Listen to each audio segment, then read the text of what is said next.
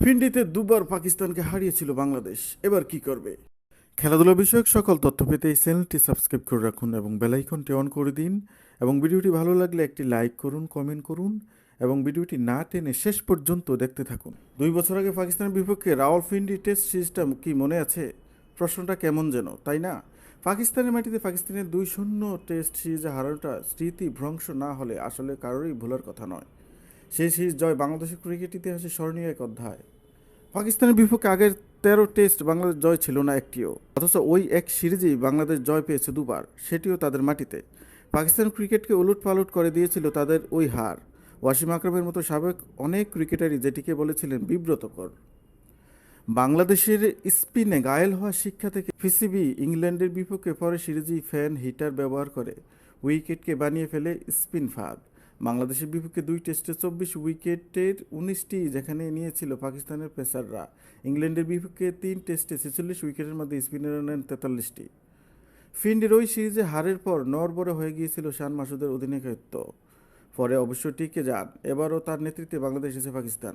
বাংলাদেশ বিপক্ষে সর্বশেষ ওই সিরিজের পর 9 টেস্ট খেলে যার দল জিতেছে 4টিতে।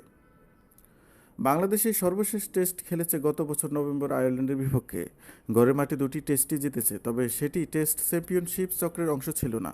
নতুন চক্রে বাংলাদেশ দল এখন পর্যন্ত একটি সিরিজই খেলেছে, গত বছর জুনে শ্রীলঙ্কায়। পাকিস্তানের বিপক্ষে 8ই মে শুরু সিরিজটি বাংলাদেশের জন্য টেস্টে ঘরের মাঠের দাদা কাটানোর সুযোগ। হ্যাঁ, টেস্ট চ্যাম্পিয়নশিপের আগের চক্রে বাংলাদেশের জন্য যে রকম এক ব্যাপার হয়ে দাঁড়িয়েছিল ঘরের মাঠের টেস্টে।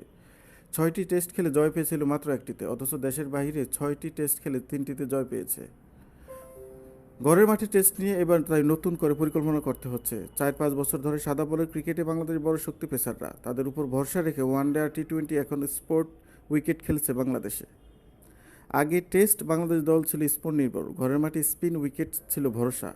পাকিস্তানের বিপক্ষে বদল আসছে সেখানেও। গতকাল পর্যন্ত সবুজ গাছ ঢেকেছিল মিরপুর শেরেবাংলা স্টেডিয়ামের উইকেট, সেটার উপরই বলার চালিয়েছেন মাঠকর্মীরা। উইকেটে যেন ব্যাটসম্যান বোলারদের জন্য সমান সুবিধা থাকে, ওই নির্দেশনাই দেওয়া হয়েছিল টিম ম্যানেজমেন্টের পক্ষ থেকে। প্রথম টেস্টে বাংলাদেশে 3 পেসার নিয়ে খেলার সম্ভাবনাই বেশি। গতকাল অনুশীলনে উইকেট দেখেই কৌতূহলী দৃষ্টি ছিল দুই দলের। বাংলাদেশ কোচ, অধিনায়ক, প্রধান নির্বাচক মিলিয়ে ছোটোখাটো একটা বৈঠক হয়েছে উইকেটের সামনেই। পাকিস্তানের পেস বোলিং কোচ ওমর গুলো অনেকক্ষণ কথা বলছেন বিসিবির টার্ফ ম্যানেজমেন্ট উইং প্রধান টনি হিমিংয়ের সঙ্গে।